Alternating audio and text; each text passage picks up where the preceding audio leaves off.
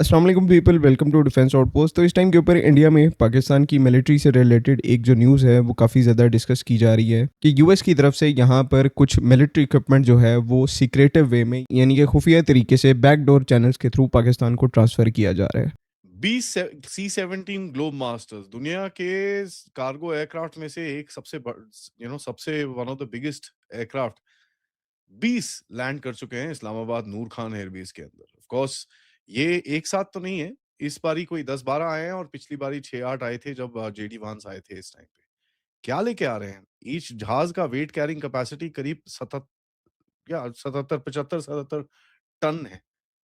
इतना सामान क्या आ रहा है पाकिस्तान के अंदर? क्या पाकिस्तान को रीआर्म करा जा रहा है या पाकिस्तान की तरफ से कुछ और गेम खेलने की कोशिश कर रही है? और इस आर्गुमेंट को सपोर्ट करने के लिए उन्होंने फैक्ट यहाँ पर क्या रखा है कि पिछले कुछ ही दिनों में तकरीबन 20 प्लस यानी कि 20 से ज़्यादा यूएस के जो C-17 globe master heavy transport aircraft हैं और इन्हीं कार्गो फ्लाइट्स में क्योंकि इनकी फ्रीक्वेंसी जो है वो बहुत ज़्यादा है तो इसमें यूएस की तरफ से कोई मिलिट्री इक्विपमेंट जो है वो पाकिस्तान को ट्रांसफ़र किया गया है। कई क्लेम्स यहाँ पर रेडार सिस्टम्स के हैं कि कोई नया रेडार सिस्टम जो है वो यूएस से पाकिस्तान ट्रांसफ़र किया जा रहा है। उसके बाद कई लोग हेलीकॉप्टर्स का कह रहे हैं, कुछ लोग फाइटर एयरक्राफ्ट का कह रहे हैं। तो ये डिफरेंट क्लेम्स जो हैं वो उस साइड से मेनली इंडियन मीडिया और इनके जो कमेंटेटर्स हैं उनकी तरफ से स्प्रेड किए जा रहे हैं। तो जब से पाकिस्तान यहाँ पर यूएस और ईरान के दरमियान कोशिश कर रहा है कि एक जो एग्रीमेंट है सीज फायर एग्रीमेंट वो रीच कर जाए, तब से दोनों ही कंट्रीज के साथ पाकिस्तान की जो रिलेशंस हैं और कम्युनिकेशन जो है वो काफ़ी ज़्यादा बढ़ गई है। यूएस जो है वो काफ़ी ज़्यादा क्लोज कोऑर्डिनेशन में रहा पाकिस्तान के साथ। उसके बाद ईरान के साथ हमने कुछ ऐसी चीज़ें देखी जो कि हमें नहीं था लगता कि ऐसी इस सिचुएशन में पॉसिबल हो भी पाएंगी या नहीं। सबसे पहले उनका जो एक डेलीगेशन आया उसको एस्कॉर्ट प्रोवाइड करना, और फिर जब हमारे आर्मी चीफ जो है वो तेहरान में लैंड हुए तब यहाँ पर पाकिस्तान एयरफोर्स ने एक्टिवली कॉम्बैट ऑपरेशंस को कंडक्ट किया। तो नो डाउट ये काफ़ी ज़्यादा सिग्निफिकेंट इवेंट थे। और उसके बाद फिर क्योंकि यूएस के जो वाइस प्रेसिडेंट है जेडी वेंस वो भी पाकिस्तान आए थे, उनके साथ भी एक बहुत बड़े नंबर में एयरक्राफ्ट जो है वो पाकिस्तान में लैंड हुए थे। अब यहाँ पर बात कर लेते हैं कि इंडिया की साइड से जो ये क्लेम रखा जा रहा है वेपन सिस्टम्स को लेकर, इसका जो एक बेस आर्गुमेंट है, एक बेस नैरेटिव है, यूएस मिलिट्री के बहुत सारे C-17 एयरक्राफ्ट जो है वो पाकिस्तान के अंदर रिसेंटली लैंड हुए हैं। अगर इसकी बात करेंगे तो ये फैक्ट जो है वो कहीं ना कहीं एक्यूरेट है। बिल्कुल सही है कि पिछले 10-12 दिनों के अंदर एक बहुत बड़ी तादाद में यूएस मिलिट्री के जो हैवी कैटेगरी के ट्रांसपोर्ट एयरक्राफ्ट हैं वो पाकिस्तान में लैंड हुए हैं। मेनली उसमें जो C-17 ग्लोब मास्टर 3 एयरक्राफ्ट है जो कि यूएस मिलिट्री का प्राइमरी ट्रांसपोर्ट एयरक्राफ्ट है जिसको वो पूरी दुनिया में लॉजिस्टिक्स के लिए इस्तेमाल करते हैं। तो ये प्लेन जो है एक्चुअली में काफी एक बड़े नंबर में पाकिस्तान की एयरबेसिस के ऊपर लैंड हुए हैं। इन्होंने कार्गो ड्रॉप किया है और इसके बाद वो अपनी एयरबेसिस के ऊपर वापस चले गए। अब यहाँ पर कुछ थोड़ी सी डिटेल्स हैं जिनको समझने की जरूरत है। जो पहली वेव थी इन ट्रांसपोर्ट एयरक्राफ्ट की वो तब आई थी जब यूएस के जो वाइस प्रेसिडेंट हैं जेडी वेंस उन्होंने पाकिस्तान में आना था। यानी कि जेडी वेंस के पाकिस्तान आने से 1-2 दिन पहले एक बहुत बड़ी तादाद में C-17 एयरक्राफ्ट जो है वो पाकिस्तान में लैंड हुए थे। और उन एयरक्राफ्ट में यहाँ पर यूएस का जो प्रेसिडेंशियल कॉन्वॉय है, जिसे मोटरकेड भी कहा जाता है, यूएस प्रेसिडेंट के कॉन्वॉय की जो गाड़ियां हैं वो यहाँ पर पाकिस्तान के अंदर लाई गई थी। बिकॉज यूएस का प्रेसिडेंट हो, वाइस प्रेसिडेंट हो, जब भी वो किसी दूसरी कंट्री के अंदर जाते हैं तो वो उस कंट्री की व्हीकल्स में बिल्कुल भी ट्रैवल नहीं करते। उनकी जो ट्रैवलिंग व्हीकल्स होती हैं उनकी अपनी होती हैं।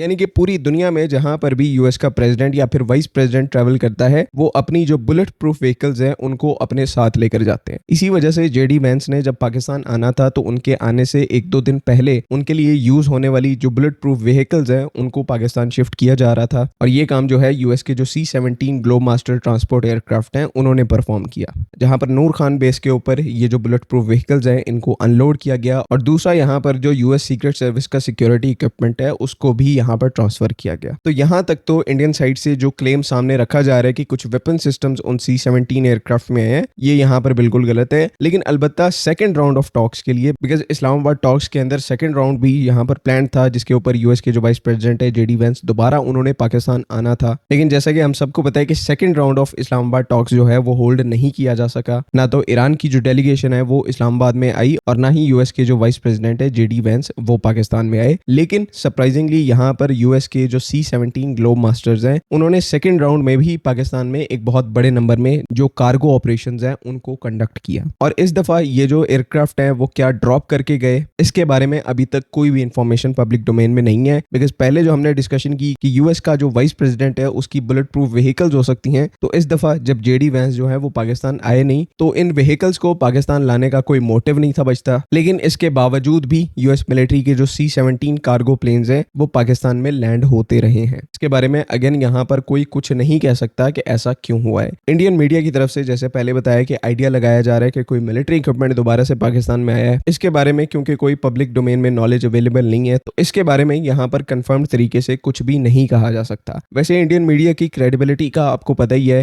मोस्ट ऑफ द टाइम ये हवा में बातें करते हैं। 20% बातें जो है वो कभी कभार सही हो जाती हैं, 80% ऑफ द टाइम जो है उन फैक्ट्स का कोई पता नहीं होता कि एक्चुअल में ये सच है या गलत है। तो जब तक यहाँ पर कोई क्रेडिबल रिपोर्ट नहीं आ जाती कि कोई वेपन सिस्टम यूएस की तरफ से ट्रांसफर किया गया है पाकिस्तान को, तब तक यहाँ पर कुछ नहीं कहा जा सकता। बेहतर यहाँ पर यही है कि सिचुएशन का वेट किया जाए। बाकी last but not the least, मेरी एक पिछले काफी दिनों से तमन्ना थी कि मैं आपको तेजस और JF-17 ब्लॉक 3 की एक जो ग्रुप फोटो है वो जरूर दिखाऊं, जो कि दुबई एयर शो के मौके पर ली गई थी। ये इस टाइम के ऊपर आप अपनी स्क्रीन पे वो फोटो देख रहे हैं, जहां पर फ्रंट पे JF-17 ब्लॉक 3 है और उसके बैकग्राउंड में यहाँ पर LCA तेजस एयरक्राफ्ट मौजूद है। ये जैसे पहले बताया कि लेटेस्ट दुबई एयर शो की काफी ज्यादा यादगार फोटो है और एसेंशियली ये फोटो जो है वो रिप्रेजेंट करती है कि दोनों प्लेटफॉर्म जो हैं वो कहाँ पर स्टैंड करते हैं। तो आई होप कि आप लोगों को ये फोटो जो है पसंद आई होगी। इसको ज्यादा से ज्यादा शेयर करें। अगली वीडियो तक के लिए अल्लाह हाफ़िज़। पाकिस्तान जिंदाबाद।